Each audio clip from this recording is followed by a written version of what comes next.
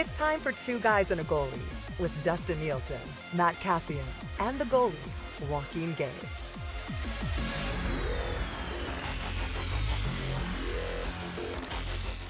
Hello, everyone, and welcome to a Monday episode of Two Guys and a Goalie. Nielsen, Gager, Cass, Hernan, Salas with you. One episode this week, one episode back next week with Monday. Then we'll be closer to training camp, so we'll fire back up a couple more episodes. Chris Abbott was going to join us today, but he's actually on the golf course, so enjoy that time. That sounds excellent. All of us grinding away in the podcast land here. As always, though, Two Guys and a Goalie brought to you by our friends at Coolbet Canada. Sign up for an account. Stay cool, bet responsibly. Use the bonus code 2GUYS, and you get a 100% deposit bonus on your initial deposit up to $200. Did Hernan freeze right off the top? Or he's really still. He's just staying super still. There he is. He's back. All right. Gager, how's the weekend, buddy? It was good. It's good. Not bad. I would like to say I'm like Cass with the organization of the house, but I'm not even close. My wife is doing everything, to painting the kids' rooms, new beds. It was funny because my daughter got a new bed and it's an IKEA bed, and I said, honey, do you want to do this together? And she looks at me like I got three heads. He goes, we can't build this together. Like, it would be if we were ever on like that show, the Amazing Race, it would probably be the best, because it would be nonstop arguing about which way to go. So who built it? She did. Really? Oh yeah. There's no way. I went in there and said, "Why don't you use the drill?" And then she was like almost killed me with a screwdriver. So no, it was good. But she did an unbelievable job. She's on my son's room now because they wanted to repaint their rooms. So wow. I'll take some pictures. I'll do like Cass, and I'll take full credit for it. And look what I did. Look what I supervised. My wife knows, and we've got a ton of that IKEA stuff in the house. She knows that when I come home from IKEA and it's building day, they go out. Like, her and the kids, they go out. I set up like an iPad in the room where I'm working so I can have like a movie on, so I'm not like completely pissed that I had to do this. And I'll just slowly bang away at it now. I can build these collapses behind me in like 8 minutes now. It's just like boom, boom, boom, boom, boom, boom, boom, boom, boom. It's awesome. But the beds, they're not that difficult, but I just hate doing stuff, right? So I gotta say, my wife's like an elf at Christmas, though. She bangs that stuff out. It's unbelievable. Really? Yeah. That's pretty impressive. Yeah. Cass, how was your weekend, man? It was good. It was a little quieter on Saturday, and then Sunday was like Aaron's day, so did like the recycling and the bottle depot, and tried to find, we have a wasp's nest that I need to get rid of. So I tried to find some of that spray. Couldn't find it anywhere. Went to like 3 places. The foam spray that like kills the... Yeah. Like really? You used to kill it. Yeah. Couldn't find it anywhere. And then decided to stop at the new Italian Center in Sherwood Park on the way home, which was a good call / a bad call, because their stuff is just ridiculously good. So lived up to the hype though. Oh yeah, it's fantastic. Like the selection of deli meats is ridiculous, and then picked up a couple cookies and some pastries. It was pretty good. Hernan, I know you were working Saturday night, post game and pregame for the Elks, but overall a pretty good weekend for you too, or what? Yeah, just a lot of work Friday, Saturday, Sunday. I stuck in a few surveys in between, but yeah, it was fun. I mean, covering the CFL is always awesome. So I had no complaints that I was working this weekend. But yeah, that's about it. Nothing really to bring to the pod on all my weekend plans. No touchdowns to even talk about from the Elks on Saturday night for you guys. Post game, like, God, score a touchdown. My goodness. Oh, man. Oh, well, whatever. Cass, just one thing, Cass. I don't know if you've ever seen this, but I've been wanting to get this for a while. It's called the Bug Assault. It's an actual gun that you load with salt to shoot wasps and stuff. Is it like a shotgun? Like, it's a shotgun. Like, shoot their nest, or can you shoot them like when they're flying? Well, you can shoot them when they're flying too, but it has a laser sight on it. I'll send you the link after. And if there's anyone from Bug Assault listening, I would most definitely like them as a sponsor. It looks like a lot of fun. And then even if they're on food, it's like seasoning. You know, you're just getting a little bit of extra salt on there, especially on the meat. So I went to the Bug Assault website as you brought this up. And if you go there, there's like bugs flying around and you got a little scope, like a sight, and you're trying to click on them. It's pretty sweet, actually. We set up, I think it was last year or the year before, because wasps are really bad in Edmonton this year. I saw a story about it.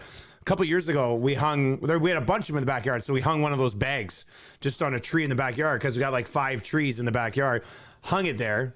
And I'm telling you, within 3 days, there must have been 250 dead wasps in this bag. Like, it was incredible. I felt like a murderer because of all these wasps that I killed. But I had a bag of it and I held it up and went around the yard like this, so all the other wasps knew, like, don't come in here.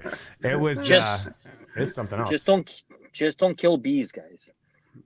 No. Good point. That's why we got to get rid of the wasps. Yeah, that's right. All right, has Cass froze on us? Oh no, he's still there. Cass, you were actually sitting I pulled up perfectly still. Perfectly still. I was looking at the Bug Assault. I had to pull it up after you said that. I'm like, I have to see this. All right. So I pulled it up and I was just staring at it. So I didn't hear anything you said. I was completely zoned out. And I was like, I don't think he's blinked for 90 seconds. He must be frozen. All right. We'll get to some Two Guys Super Trivia a little bit later on. We're going to get to We Got to Talk About It. We're going to talk about some other stuff, but I do want your guys' reaction. We were talking about it on Thursday, the nurse deal. It's coming. What's it going to be?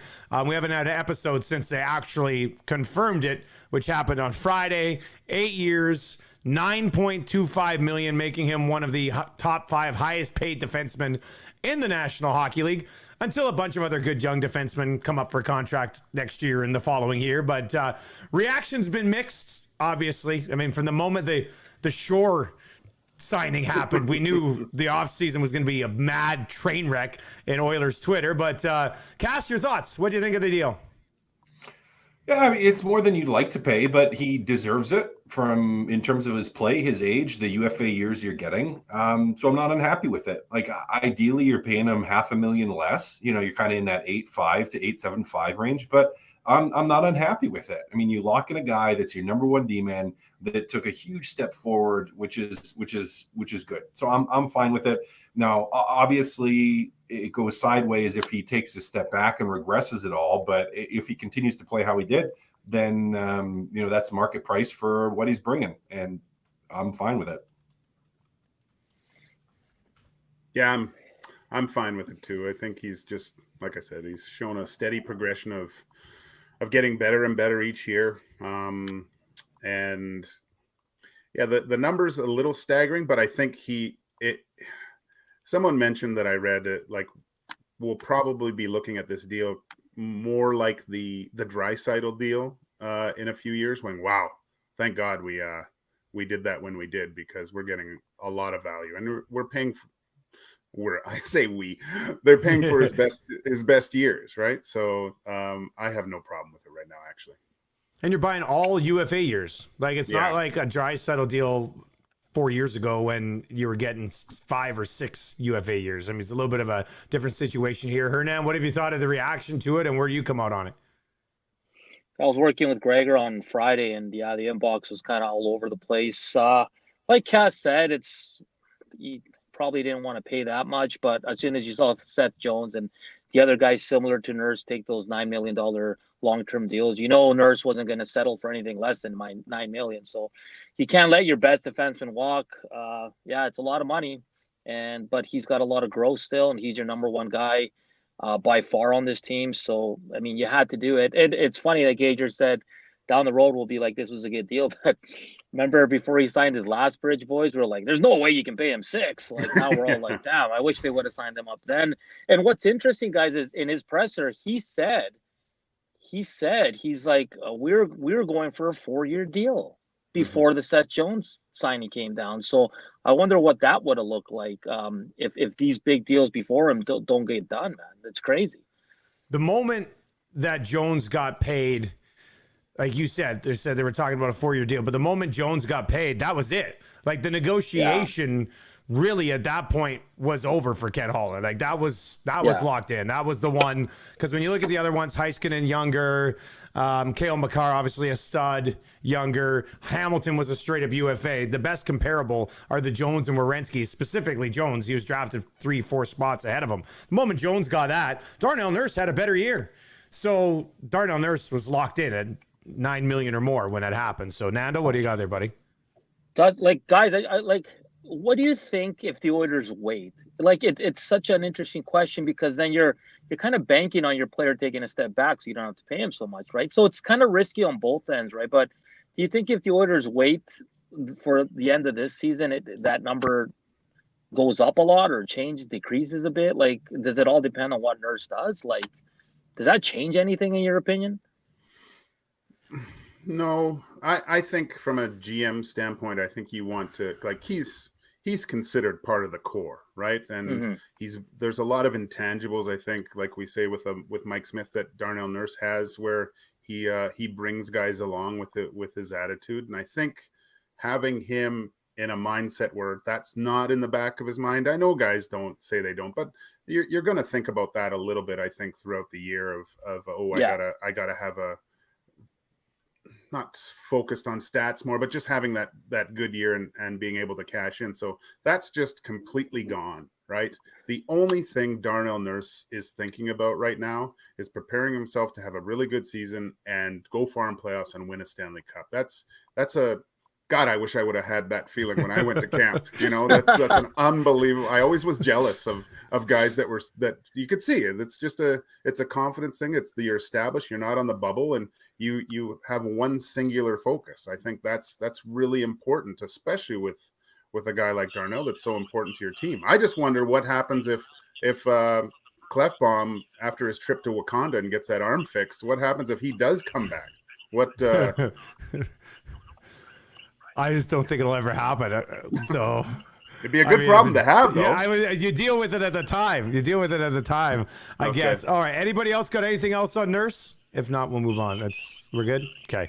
All right. Let's get to what we got to talk about. And let's stick with the Oilers signing stuff. Hernan, what do we got to talk about, buddy? Yeah, over the weekend, Brandon Perlini comes down the pipe, signs the 1-year, 2-way deal with the Edmonton Oilers, $750 if he's with the big club, $250 if he's with Bakersfield. And I'm intrigued by this guy. And I'm going to give credit to Tommy Gazzola. I think last season or the year before, he said this is a guy he thought the Oilers should look at. He's only 25 years old. He's 6'3", 211, and he scored double digits 3 times in his NHL career. So for 14, 17, then 12. He spent last season in the Swiss League, putting up 16 points in 21 games. I'm intrigued by this. I mean, depending on who you ask, a lot of people are not happy with Ken Holland's offseason. Some people are okay with it, whatever. But I think this is a low-risk signing that can turn out to be something really nice for the Edmonton Oilers. He's going to come in, battle, obviously, for a bottom 6 spot. But like I said, he's a young guy. He's got size, and he's shown in the league that he can put up some goals. So I like this signing. One of the better ones by Kenny Holland this summer for sure. Low risk, and if it works out, awesome. If it doesn't, it's only a 1-year deal and you move on from it. So I'm pretty excited to see Brandon Perlini back in the NHL and see if he can cut. If he can make the Oilers out of camp, because there's something there with this player, guys. Cass, where do you think the motivation for Perlini will be at after being away from the National Hockey League for a year? Gets a crack. It's a two-way deal, but still an opportunity to come back here with a team that shows a little bit of promise, you would hope. I mean, he's got to be deadly focused right now to get an NHL job back. Oh yeah, absolutely. He's focused on it. Like, this is a guy who, has had some success in the NHL. Has had a lot of success actually, and kind of I don't want to say threw away his opportunity, but lost it, and is going to do whatever he can to get back. So he's a perfect guy for a cheap deal where you might get something out of him here if you're Edmonton, and if not, it's okay. You're paying him more in the minors, but if he's down there, he's down there. It's a 2-way deal. It doesn't hit your cap, And he's a guy that at the least can push people for a roster spot. Or if you have more injuries than anticipated and need a veteran player to step in an important situation, he's a guy you can rely on then too. So, to me, it's, I think, a good pickup, an easy one for the Oilers to make. And I'm happy with it. Good depth signing here for a guy that can push some people in the lineup. Yeah. Low risk, limited upside, just like the podcast. Right? Low risk. You know what you're going to get. We got a name for the podcast. Once in a while, you high risque, right? too. High risque. Low risk, high risque. High risque. It's just a bigger Gaetan Haas, isn't it? So we'll see what happens. They usually bring somebody back from Europe. This time they just got somebody who's already played in the NHL. That's not bad. And plus for him, I mean, if he played in Switzerland. Where did he play in Switzerland? I don't even know. He played with Ambry Piotta, which has been to Spengler the last couple of years. Crazy fan base. Yeah, I mean, him going back there. If things don't work out for him the next year, after a year in the NHL, he goes back to the Swiss league and has a blast again. I'm really jealous of this guy. Terrible. He's either in the NHL or he's just chilling in Switzerland all winter. That's okay, I guess. And you know what that's like, Dusty. It's I only done for 10 days, and I had to work the whole time. So I have no idea what it's like. All I know is that the tournament's awesome, but I have no idea what hanging out in Switzerland's like. Oh, it's great. Yeah, that's good. So, yeah, Perlini, interesting. We'll see what, he comes to camp. Maybe there's a job to be won. If not, if there's an injury, it's a guy that you can probably rely on easily to play in your bottom six. All right, let's continue with some of the news from the last few days. This one's actually from today. Carter Hart. Gager, what do we got to talk about, buddy? Carter Hart signing the 3-year deal, just under $4 million. I think it's great, and especially because like last week I mentioned who I thought won, and you guys all mentioned Philadelphia, who I didn't do it. After you said that, I kind of looked at their decor, and having Provolov, Ellis, Ristolainen, and Braun Yandel, like those are some pretty good defensemen that are going to be playing in front of Carter Hart this year. So I think they've solidified that a little bit. They meet the goalie, the Cassian goalie salary cap now with like $6 million for Jones and Hart. And I know we didn't have the best year last year. I think Jones is a perfect kind of backup to relieve some of the pressure for him. And if we look back, I think it was the same. If kind of the progression of Carey Price, he had that off year too. I think in his around the same age. So I've loved watching this kid Hart play. He plays so well. He reminds me of Carey Price, the way he moves and on the ice. He's from Edmonton, so what's not to like about the kid? And I'm looking for a big, huge bounce back season for him. We saw him in the bubble playoffs and how well he did perform and actually beat Price. So the skills are there. And Philly's a kind of an interesting team to watch this year for sure with some of those additions. That's where the buzz came from. Was he had a 926 in the playoffs in the bubble, and you're like, okay, here they go. And he was really good in the regular season as well. This year, I think he was I'll get the number. Yeah, he was 877 this year, which was among the worst as far as guys who would have played 25 games. But Gage, you mentioned Carey Price, so I just wanted to look that up quickly on the comparison. Price in 07-08 played 41 games for the Habs, had a 920 save percentage as a rookie. The following year, 52 games, 905. And then after that, he was 912, 923, 916. So that same second sort of year in the league, Price took a dip as well. I think, like on the Hart perspective, you got him in at less than $4 million. We're talking less than Koskinen on a 3-year deal. And he's still an RFA at the end of it as well. So if you're the Flyers cast, this is a great deal for you, isn't it? Oh, yeah. Length of time. And I'm sure if you look at, Carter Hart's thought and line of thinking is that, if he gets out of this, he can sign another short deal and basically almost like a 3-year earn it contract, and that he can get that bigger contract. Because I think, after that first year, he probably was thinking that he was going to sign a bigger deal because he had such a good first season.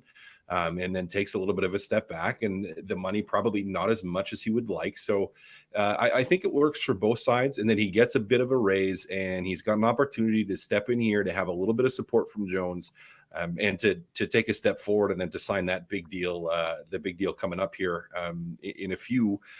Yeah, I mean, it's still like you watch him, and as Gager said, like he moves so well, and when he's on, you can tell that he's on. Like when he's on, he is fantastic, but just struggle for whatever reason this year. And so I think for both sides, this is a little bit of a win. Certainly for Philadelphia, where you're getting him at an affordable price, and if he does get back to where he was, that playoff run in his rookie season, then you're getting a steal of a deal on a great goalie. Hernan, anything to add on Carter Hart? No, I mean, he had an off year. He's only 22. Those things happen, and it's just a great deal for the Flyers, man. And they improved that team defensively. They added some quality forwards, so I expect a big bounce back from Carter Hart and the Flyers. By the time he's 25, he would have already made like $14 million, and then he'll cash in the big deal, assuming it continues to trend in the right direction or gets back on track. If you want to discuss that. Okay, so the Flyers mentioned we kind of like what they did. People are expecting a little bit of a bounce back there. Cass, what else we got to talk about, buddy? Yeah, I wanted to talk about the Chicago Blackhawks. And, we talked last week about which team we thought was going to be the most improved or have the best chances of winning post free agency. And Chicago's up there for me. Chicago's up there. I picked the Bruins. I think they did the most to stay relevant as far as being a playoff team. But I think the Chicago Blackhawks heading into this season are going to surprise a lot of teams with how good they're going to be. Really like some of the moves that they've made. Caleb Jones, a guy we're familiar with from Edmonton, going over there is a good depth defenseman. The Tyler Johnson signing, I think, was big. Looking to have a pretty big bounce back from him. They shore up the goaltending, which is for them, I think, huge. That's been a huge question mark for them. To have Marc-Andre Fleury come in and to know that he's going to play, I think is massive. And then you shore up the defense in front of him too by adding Seth Jones in particular. Caleb Jones will be there, as I said, but Seth Jones is big. I actually really like their bottom six. Pretty tough group to play against. That bottom six, we also another Oiler that went there in Jujar Akaira. If he is able to recover from concussions that he had and play that same way, he is a guy that I think helps shore them up in terms of physicality. Kirby Dach will be healthy, and that's going to be huge. I think we can look for him to take a huge step forward this year. And the big unknown, really the thing that could push them into being a really good, I think, a decent playoff team or a solid team is what happens with Jonathan Toews, and is he healthy enough to come back? And if he is, I do think that they're going to be a strong team that maybe at times struggles offensively a little bit from the depth standpoint, but they're going to be difficult to play against. They're going to have a great group on defense, and they're going to, I think, actually be a pretty fun team to watch, as most number of years they have been, just with Patty Kane being in the lineup. He's an exciting guy and will continue to be. But I think they're going to be a playoff team or a wild card team at the least. Just wanted to see what you guys thought. A great example of having cap space and taking advantage of it. They got Tyler Johnson and Marc-Andre Fleury for nothing. Like for nothing, essentially. They got a second pick with Johnson, and they moved on Seabrook, and the contract-wise, it's easier for Tampa to deal with, and then they gave up a minor league prospect to get Marc-Andre Fleury. So you brought in two significant pieces from championship caliber teams to add to a group that already has DeBrincat, Kane, Toews, hopefully, an emerging Kirby Dach. And then they went and reworked the blue line. They brought in Jones. And then was it McCabe they also brought in as well. Like they did a lot of good work. When you guys were talking about, let's talk about the Hawks, I was just like, I dove into it a little bit this morning before we started the stream. I was like, holy shit, like Chicago should be much better than they were last year. And I didn't think they were as bad as they looked last year. Like, so there's a bounce back coming there for sure, boys. What do you think, Gager? Hernan, whatever. Oh yeah. No, I was we were so excited.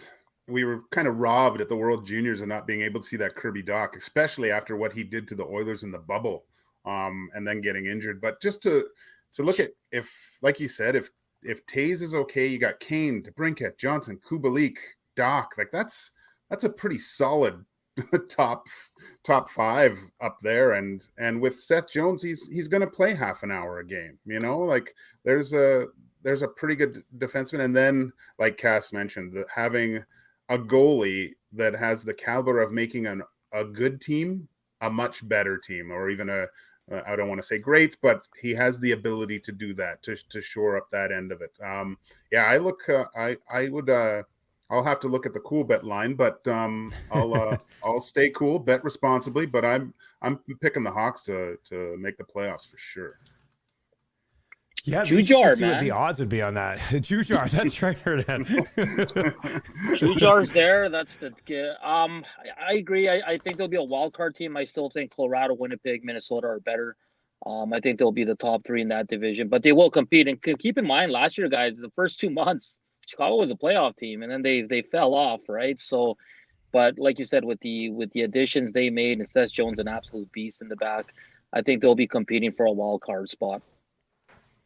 All right, one more before we got to talk about it. Then we'll get to 2 guys super trivia here a little bit later on in this episode. And today is the 33rd anniversary of the Wayne Gretzky trade, which gets brought up. We had somebody text into the show today like, Nielsen, you're not even diving into the Gretzky trade today? I'm like, dude, it's 33 years ago. Like, we did a huge show when it was the 30th anniversary. Still going to talk about it a little bit. But the question I have for you guys today, and the spot I want to put us all in is, with the way we've seen Oilers Twitter, media, fans, analytic people from out of our market who just want to rip everything Ken Holland does anyway, from the Shore signing to Nurse, Perlini and Skinner kind of fly under the radar because there's nothing significant. But can you imagine what would happen to this city on social media if the Gretzky trade went down today? Like, I can't imagine back then, the newspaper reporters are there, it's on television, but there's no way you're on a landline talking to your buddies about it. I cannot imagine how Oilers Twitter would be if the Gretzky trade went down today and some analytical guy slides in and goes, well, technically Jimmy Carson, his war is a little bit better than the great ones. So, maybe this isn't the end of the world. Like, can you guys imagine what that would be like? It would be phenomenal. It'd be nuts. Dusty, we all saw what happened when Devin Shore signed. I know. Imagine the greatest player in the world. It would, Twitter man. would crash. They would crash Twitter. Yeah, that would be funny. I'm trying to think, if you had the flex capacitor and the DeLorean and go back and actually bring Twitter with you, there'd be like death threats. I think like the whole Edmonton Police Service would have to be surrounding like Pocklington's place and Sather's place and stuff. Like, they probably would have blocked him from ever leaving. Like, I could see people going out to the airport and not letting him get on a plane to leave. Like, it would be absolutely hilarious if you could switch times like that. But yeah, Dusty, gods, those analytics people, that would have been great. That would have been so great. You know what? I've actually gone back and I've watched every single tape from Gretzky's time in Edmonton, and I've calculated his Corsi for against and his average WAR, and you know what his the shooting percentages, as well as possession metrics and zone entry, zone exit, D zone, O zone starts, and you know what, the trade, probably Edmonton definitely won that trade. They absolutely won in that trade because, you know what you did was you picked up a bunch of guys who had really good analytics.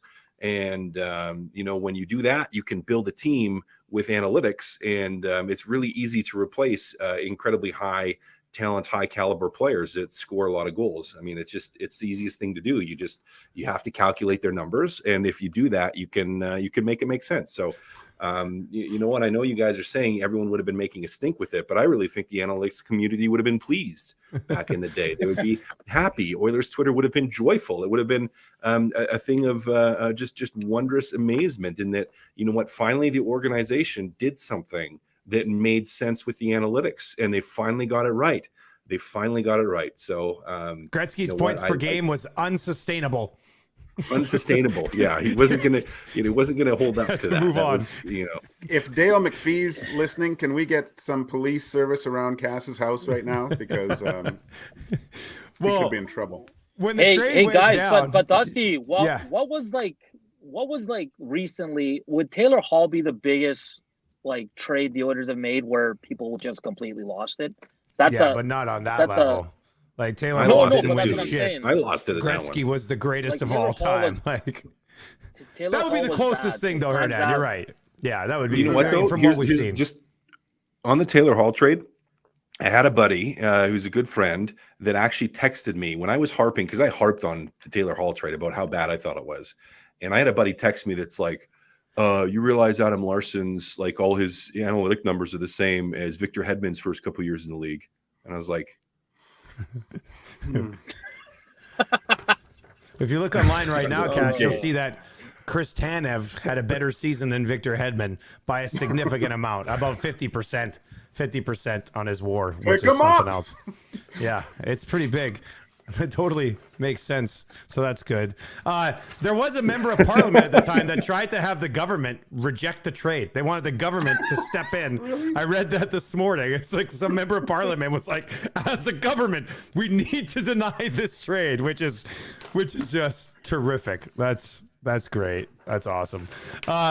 Okay, well, it ties in. It ties in because it's a category here today in Two Guys Super Trivia here on Two Guys and a Goalie, brought to you by Cool Bet Canada. Fastest payouts in the industry. Interact e-transfer. Beat any odds. No hockey to bet on right now, but you can bet on baseball. You got NFL coming up. You can bet on the Canadian Football League. So there's a lot going on there as well.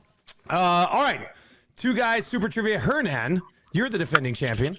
Your 5 categories on today's episode are the Gretzky trade, Flyers goalies. For some reason, I just got lazy and I went Sens goalies as well. Jimmy Carson, the player, and Olympic hockey. As we just wrapped up the Olympics, we saw today Cooper's going to head up the Olympic team if NHL players are there. So we'll dive into that a little bit here too. Hernan, the board is yours, buddy. Let's go with the great one. This should be easy. This is quick. Hop on it. Here we go. Which 2 players went with Wayne in that deal? Gager. Krushelnyski and McSorley. Correct. Gager. On Gretzky's request. One of those guys to go with. All right. Let's go Flyers goalies. Who has the highest career save percentage, minimum 100 games in Flyers history? Cass. Is that Ron Hextall? It's not that one. Hernan.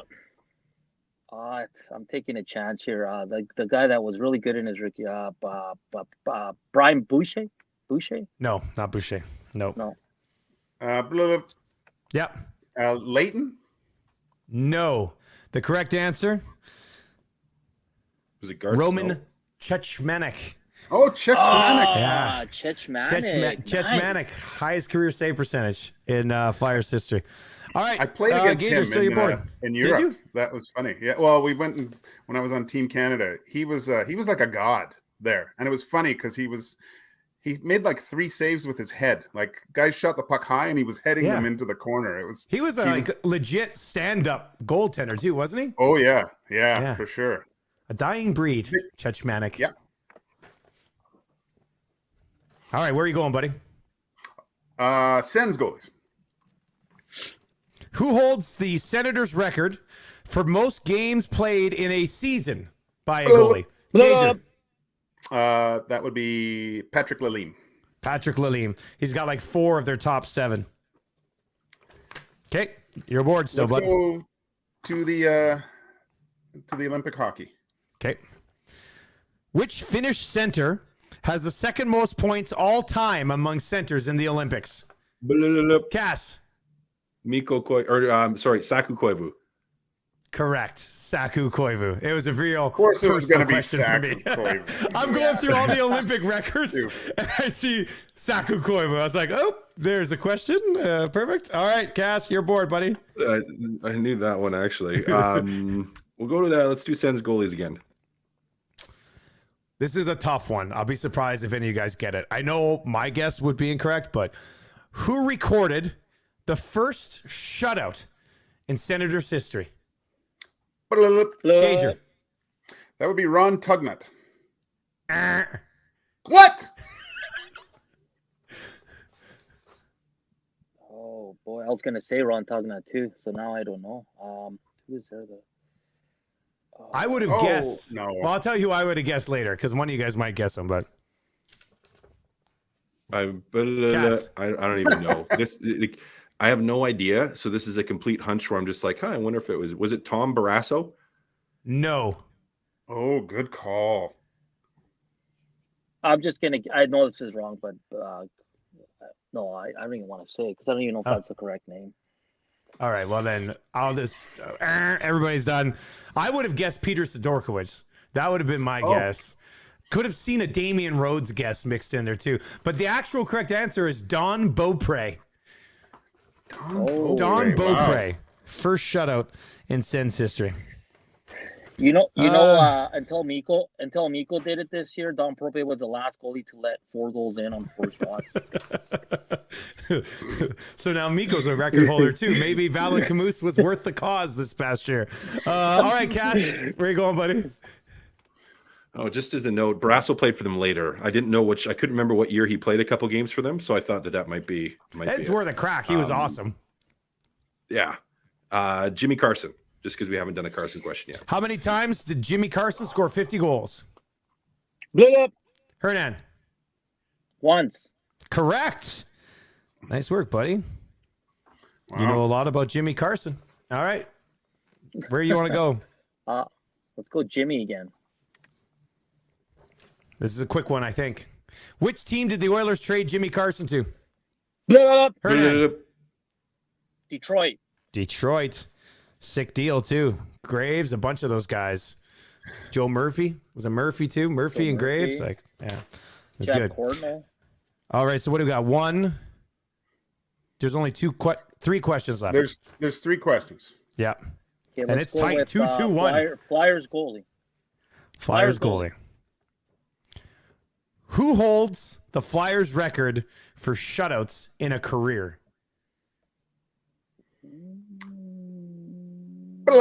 Gager. I'm gonna go with Pelle Lindbergh. No. Cass. Was it Garth Snow? No. It's not Garcon.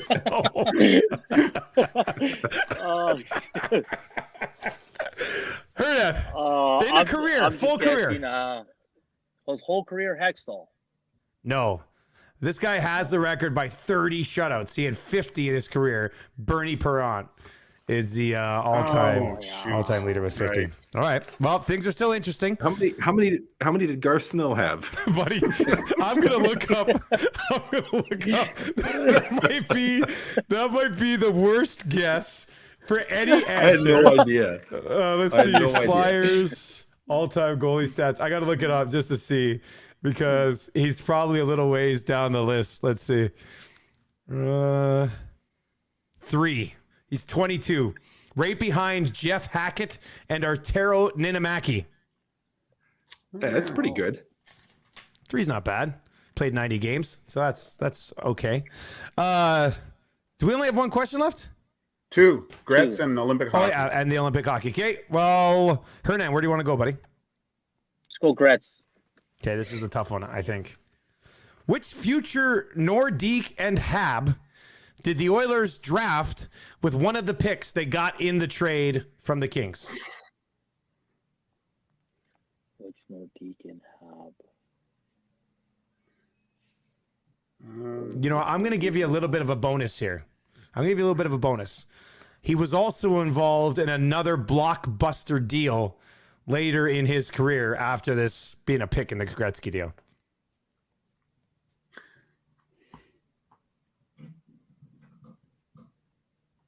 Five. 4. Gager. Corson? No. You might have played with this guy somewhere, Gager, briefly, though. 5. Oh, there's not many guys I didn't play with. 4. Nordique. 3. 2. 1. Oh, Cass. Who is Garth Snow? Incorrect. The correct answer is Martin Ruzinski.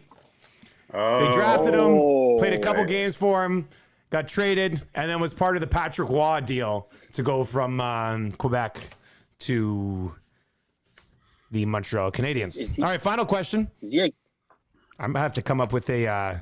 Oh, you guys aren't gonna get this one. I'm gonna need to get a tiebreaker question here. Give me a second. All right. Well, maybe somebody gets this. In the 1998 shootout, all 5 Canadians were stopped. Only one Czech player scored. Who was the Czech player? First shooter. It was a goal and nobody else scored. Hernan, for the win. Bobby Holik. Incorrect. But at least you guessed somebody who is from the Czech Republic. I thought maybe I was like, I hope he gets a Czech. Wasn't it Ruzicka? No. Incorrect. Oh, good guess. Cass, if you get this, it's a 3-way tie. Like, I know who I want to say, but I know it wasn't him. So I'm trying to think of other Czech forwards from that team. I think part Snow's Czech, part Czech.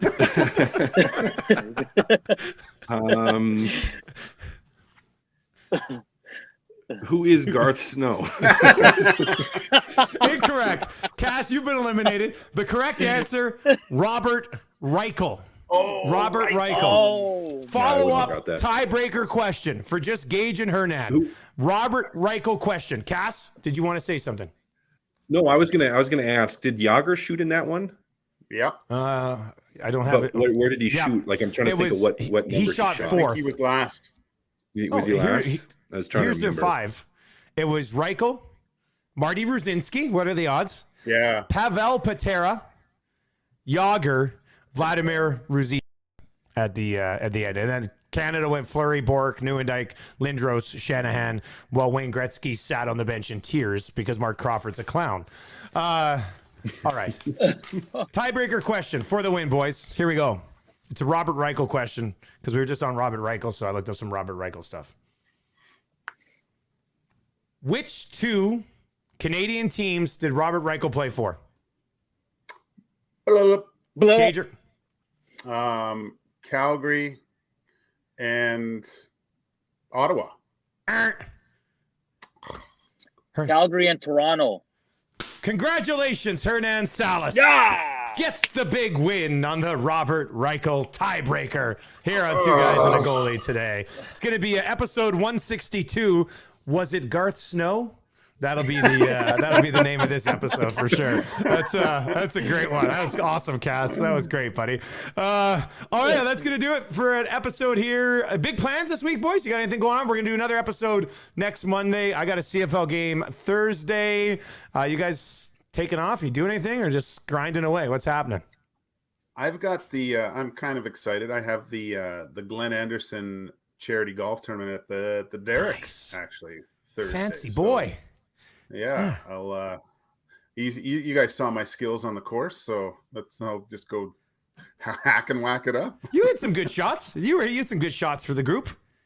Oh, thanks, man. Thanks. Yeah. Hopefully, history repeats itself. Oh, that'll be fun. Anybody else playing in that, or was just Gager invited? No, I didn't get invited. 8 I'm people a canceled. D-lister. Yeah, no, when I get the call so late, Yeah. like it's not like they just planned this thing, right? I'm getting the call late on a Sunday night. Hey, can you do this? So usually people cancel to get Gage off out there, but maybe Gage off will make an appearance. Who knows? I'll go full Russian. Depends won't how know the what day hit 'em. goes. Depends who's in your group. Whoever's in your group, if you're playing with just a bunch of like strangers, you should have full-blown Gage off accent for the entire round. They'll never know I what's might going even on. go. I'll go to Winners, go get an Adidas tracksuit, and just go full Gage off the whole time out there. Maybe That'd be a good. little Mr. T starter kit, and we'll do that. Yeah, that'd be fun. Excellent. Well, have fun with that, Gager. That should be good. Boys, have a good week, and we'll be back with some more super trivia next week. How's that sound? There you go. For Gager, Salas, Cassian, I'm Nielsen. Thank you to our presenting sponsor, Cool Bet. Stay cool, bet responsibly. Sign up for an account, use the bonus code 2guys, and you'll get that deposit up to 100%, up to $200. We'll be back next Monday with another episode. Tell your friends about the pod. Talk to you then.